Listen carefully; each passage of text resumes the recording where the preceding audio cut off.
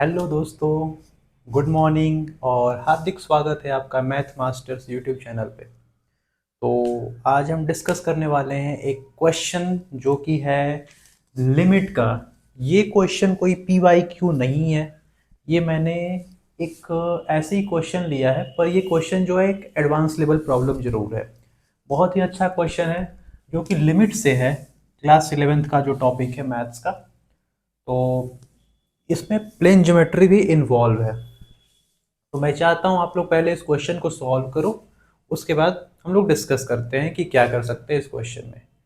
तो पहले मैं अपने बारे में बता दूं आपको। मेरा नाम शिवम पांडे है और मेरी कोशिश रहती है कि मैं आपके लिए मैथ्स को आसान बना पाऊं। तो चलिए शुरू करते हैं, क्वेश्चन को डिस्कस करते हैं। पहले आप लोग एक बार ट्राई जरूर करो खुद से क्वेश्चन को। इसमें ज्योमेट्री इन्वॉल्व है, थोड़ी बहुत ज्योमेट्री इन्वॉल्व है, बहुत कॉम्प्लेक्स ज्योमेट्री नहीं है, प्लेन ज्योमेट्री इन्वॉल्व है। और क्वेश्चन जो है बेसिकली लिमिट का है, और लिमिट का भी जो कॉन्सेप्ट है वो भी बहुत कोई मुश्किल फॉर्मूला यूज होने वाला नहीं है। बिल्कुल ही सिंपल लिमिट का क्वेश्चन है। बस इसको पकड़ना है आपको कि कहाँ से स्टार्ट करें, कैसे करें। तो पॉज करके होप आपने ट्राई किया होगा। तो मैं स्टार्ट करता हूँ एक्सप्लेन करना। तो मैं बता दूं, इसमें प्लेन ज्योमेट्री तो लगने ही वाली है, साथ में आपको इसमें जीपी का कॉन्सेप्ट यूज होने वाला है, और लिमिट का क्वेश्चन तो ये है ही। तो आइए देखते हैं कैसे और क्या कर सकते हैं क्वेश्चन में। तो मैं एक बार क्वेश्चन को एक्सप्लेन करता हूँ, रीड करता हूँ कि है क्या। सबसे पहले आपकी जो रीडिंग एबिलिटी है वो अच्छी होनी चाहिए। ऐसे क्वेश्चंस जो कि जिसका लेंथ थोड़ा ज़्यादा होता है उसको समझने के लिए। तो समझो आप लोग कि क्या लिखा हुआ है। Square is inscribed in a circle. एक स्क्वायर है, सर्कल में इंस्क्राइब्ड है, ऑफ रेडियस आर। किसका रेडियस आर? ऑब्वियस सी बात है, स्क्वायर का तो रेडियस होगा नहीं, यानी कि सर्कल का रेडियस आर है। Circle is inscribed in this square. Then अब वो क्या कह रहा है कि जो एक सर्कल है उसके अंदर एक स्क्वायर है, और फिर एक और सर्कल है इस स्क्वायर के अंदर इंस्क्राइब्ड है, and then a square in this circle, और फिर इस सर्कल के अंदर एक और स्क्वायर है, और ये चलता जा रहा है। कहाँ तक जा रहा है? एन टाइम्स, एन टाइम्स तक जा रहा है। एन की वैल्यू कुछ भी हो सकती है, हमें नहीं पता है। एन टाइम्स जा रहा है यानी कि चलता जाएगा ऐसे ऐसे ऐसे ऐसे।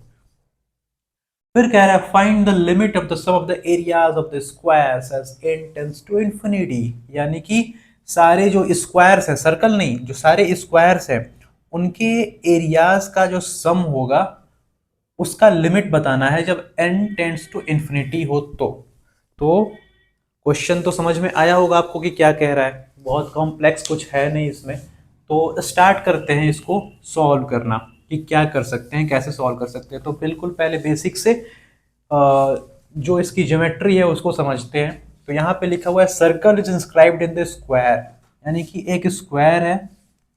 No, first of all it is given that a square is inscribed in the circle. एक स्क्वायर सर्कल में इंस्क्राइब है, यानी कि एक मैं बड़ा सा स्क्वायर बना लेता हूं। ये जो स्क्वायर है एक सर्कल में इंस्क्राइब्ड है, सर्कल में इंस्क्राइब्ड है, यानी कि सर्कल, ओहो बन जा। तो एक सर्कल कुछ ऐसा रहा होगा, सर्कल कुछ ऐसा रहा होगा। तो एक सर्कल में स्क्वायर इंस्क्राइब्ड है, फिगर पे मत जाना, बस समझने के लिए मैं बस बता रहा हूँ कि कैसा कंडीशन होने वाला है। उसके बाद कह रहा है इसके अंदर एक और सर्कल है। अच्छी बात है, इसके अंदर एक और सर्कल बना लो आप लोग। बन गया, एक और सर्कल बन गया। अब इस सर्कल के अंदर क्या है? एक और स्क्वायर है, कुछ यूं, एक और स्क्वायर बन गया। अब इसके अंदर, और थोड़ा सा फिगर परेशान कर रहा है। तो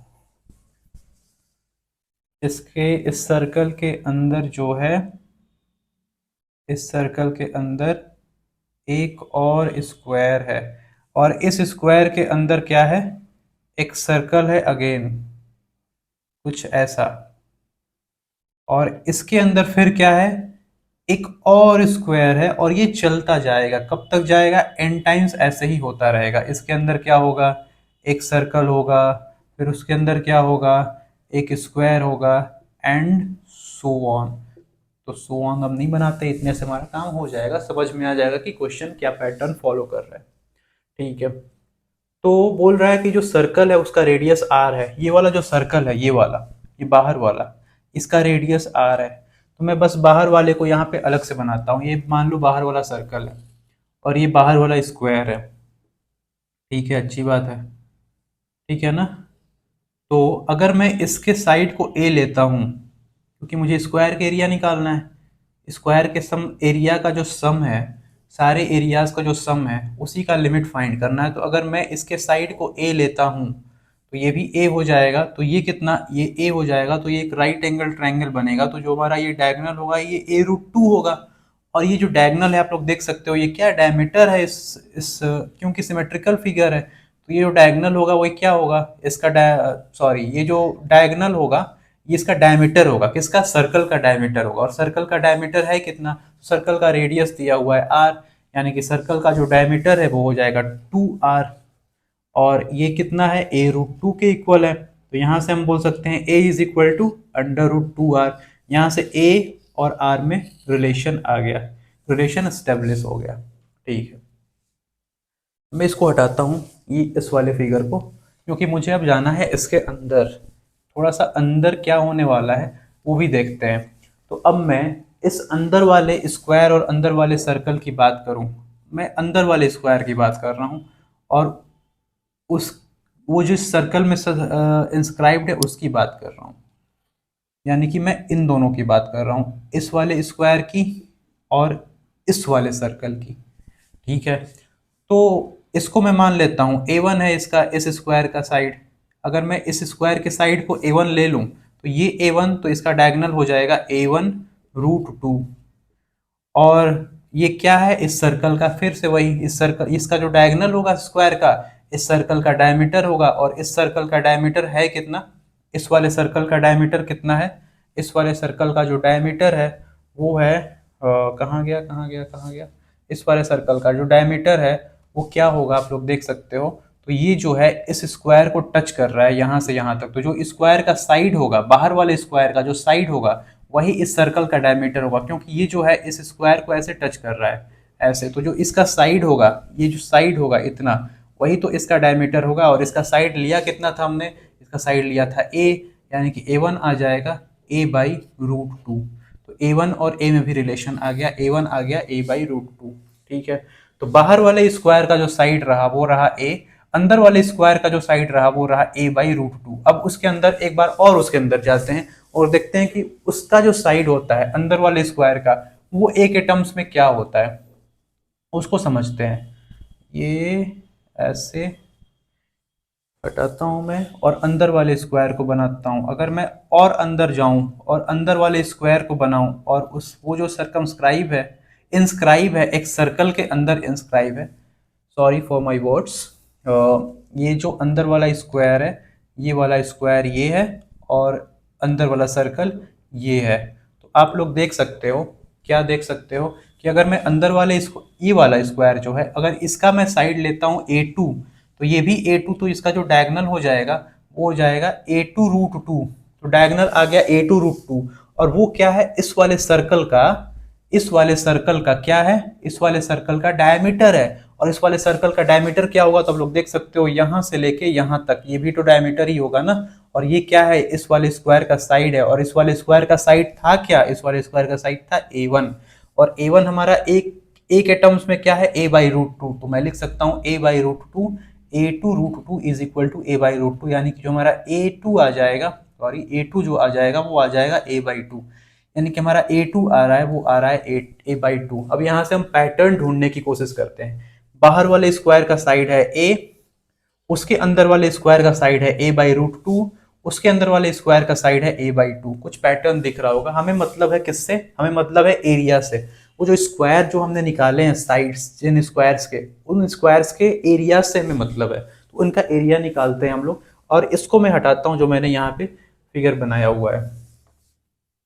तो अगर मैं एरियाज की बात करूं सारे स्क्वायर्स की, तो हमने 3 स्क्वायर्स के साइड्स निकाले हैं, तो 3 स्क्वायर्स का एरियाज निकालते हैं इन तीनों स्क्वायर्स के, और पैटर्न ढूंढते हैं कि क्या पैटर्न फॉलो करेगा, क्योंकि आगे वाले जो स्क्वायर्स होंगे यही पैटर्न फॉलो करने वाले हैं।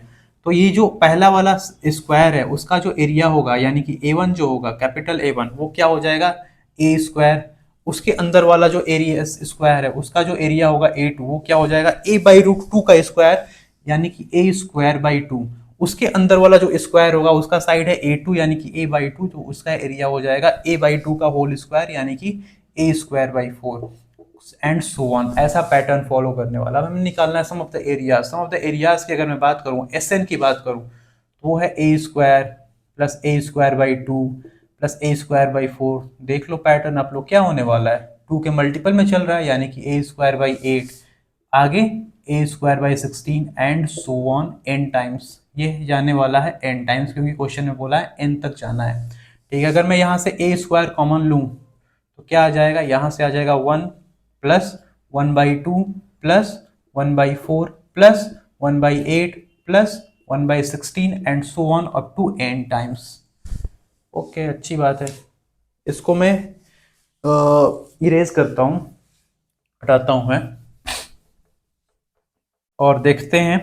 अब लिमिट लगाने की कोशिश करते हैं क्योंकि हमें निकालना है लिमिट निकालना है जब n इन्फिनिटी को टेंड कर रहा हो तो अगर मैं लिमिट निकालूं, limit n tends to infinity S n, तो क्या हो जाएगा, यहाँ पे लगेगा limit n tends to infinity a square constant है बाहर आ जाएगा।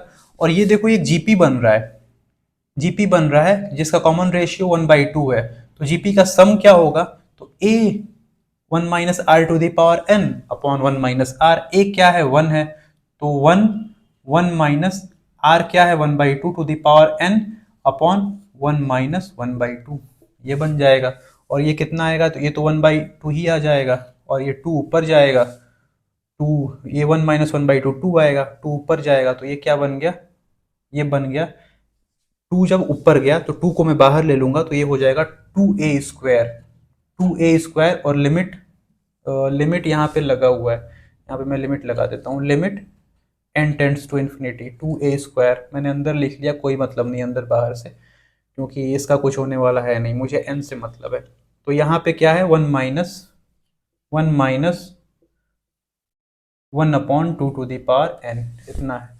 अगर मैं लिमिट इन्फिनिटी यहाँ पे पुट करूँ एन टेंड्स टू इन्फिनिटी, तो ये हो जाएगा one by infinity zero two to the power N, N infinity है, two to the power infinity infinity ही होगा और वन बाई इन्फिनिटी जीरो होगा, तो ये वन माइनस जीरो यानी कि यहाँ से आने वाला है टू ए स्क्वायर, यानी कि हमारा जो लिमिट आ गया वो आ गया टू ए स्क्वायर। लेकिन हमें जो आंसर बताना है वो बताना है आर के टर्म्स में, क्योंकि ए जो हमने लिया है ये मैंने एक टर्म खुद से इंट्रोड्यूस किया है, जो क्वेश्चन में दिया हुआ है वो आर दिया हुआ है और हमें ए और आर में रिलेशन यहाँ पे हमने निकाला हुआ था, ए था अंडर रूट टू आर। तो अगर मैं ए की जगह पे अंडर रूट टू आर रखूँ तो हमारा जो लिमिट आ जाएगा वो आ जाएगा two into under root two, A की जगह पे अंडर रूट टू आर का होल स्क्वायर, यह आ जाएगा two into under root two का मतलब टू इंटू आर स्क्वायर यानी कि four R square. And this is your required answer of this problem. Such a good problem it is, बहुत ही अच्छा क्वेश्चन था। तो ज्योमेट्री से हमने क्या किया, स्क्वायर के साइड को लेट किया, स्क्वायर के साइड और सर्कल में हमने सर्कल के रेडियस में हमने क्या निकाला, रिलेशन निकाला। फिर स्क्वायर का साइड निकाला हमने, दो तीन स्क्वायर तक गए, तीन स्क्वायर तक गए और फिर उनका एरिया निकाला और देखा कि एरिया जो है कौन सा पैटर्न फॉलो कर रहा है और फिर हमें उसका सम निकालना था एरिया को। वहाँ से ए स्क्वायर कॉमन लिया, एक जीपी बना, जीपी का सम निकाला और फिर लिमिट ले लिया उसका, तो लिमिट आ रहा है टू ए स्क्वायर और फिर ए की वैल्यू है अंडर रूट टू आर, तो वहाँ पे हमने पुट कर दी ए की जगह पे, तो हमारा जो आंसर आ रहा है वो आ रहा है फोर आर स्क्वायर। तो this is the required answer of this problem. उम्मीद करता हूँ आपको समझ में आया होगा, कुछ सीखा होगा आपने इस क्वेश्चन से। तो मिलते हैं अगले वीडियो में, किसी नए कॉन्सेप्ट पे बात करेंगे, किसी नए टॉपिक पे बात करेंगे, कुछ और सीखेंगे। Thank you.